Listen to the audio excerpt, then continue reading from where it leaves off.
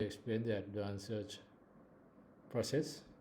So in here user can search a product by giving the keyword like this, so that user will get the product. In here if I say I only want mobile phones,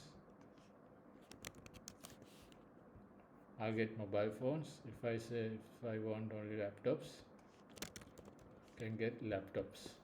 So like that user can search product using brands, models, condition, color and price from to true.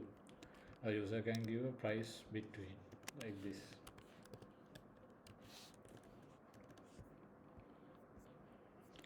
So now I will show you the process. So inside the advanced search.php, I have given each input field and the select field a unique ID to get the value. And in here, when the user click on click, this advanced search function will be invoked. And I am passing this 0, the page number, as a parameter to this function. And in here, each select field I have given on change. So the moment this value changes in this field, this function, advanced function, will be invoked.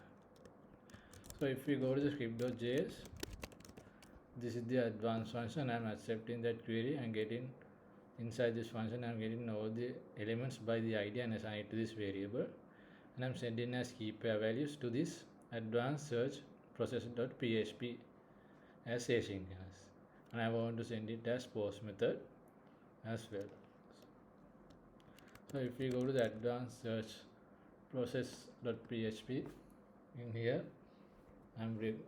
I brought the connection.php, and I'm taking all the values that I'm getting from the front end and assign it to this variable.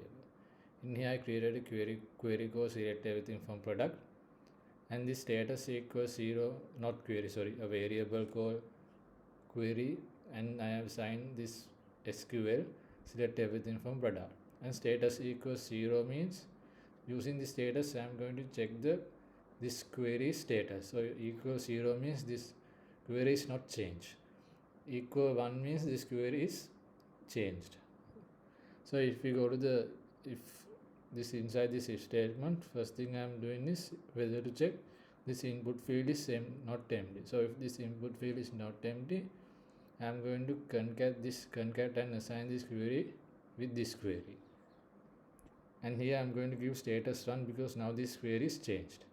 And after that we come to the category. So if category is not equal to 0, that means the user has choose a category, and status equals 0 means this query is not changed, still the original query.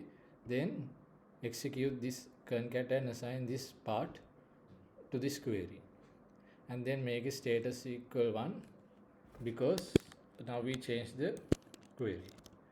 And else if we come to this else if the category is not equal to 0 and status is not equal to 0, that means user choose a category and the status is changed, that means this query is changed. Then instead of where, I'm going to give here and.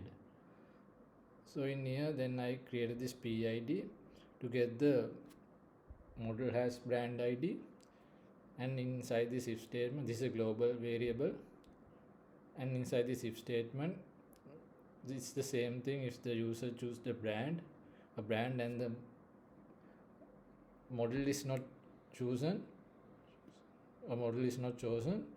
then I am going inside this if statement database search, select everything from model has brand ID, brand, and take the result set and take the number of rows and iterate it and get the ID.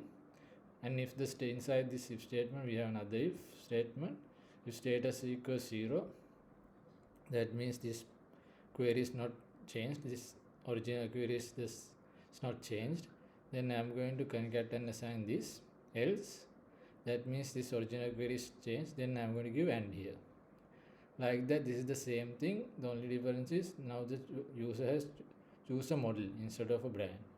So then here I am going to give model ID, and the rest is the same.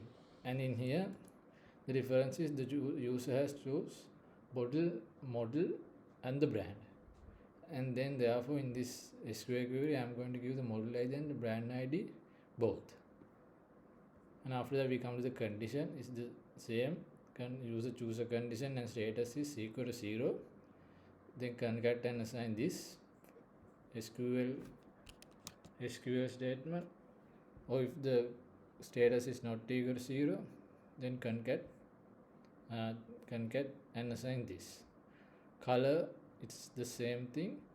And if we come to the empty from, that if from is not empty and 2 is empty, that means I have to write where the price is greater than or equal to from. Else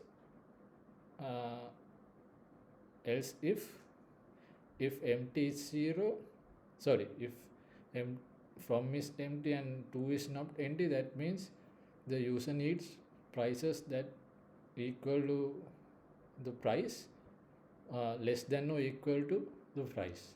If both fields are empty, that means if these both fields are not if this both fields are not empty, that means the user need a price range. A user has given a price range, so therefore I'm writing where price between from and to. And then we come to this else if, that means the status is, the original SQL is changed, and therefore I'm going to give here and. We will send this div tag to the front end. So in here we have the card product information, and in here we are getting the I want to show 5 results, so 5 records per page, and in here I'm getting number of pages, the page results, and using this I'm concatenating this query, the above query I'm concatenating with this part of the SQL, and in here we have the card, and after that we have the pagination. So this will go to the previous page, this will go to the next page, and in here we will show the page numbers. So I will show it to you. In here if I give condition brand new, I'll get all the brand new products. Here this is the pagination. I can go to the next product, next page, or to the previous page. I can click on the page number. So this is all for this video. Thank you for watching.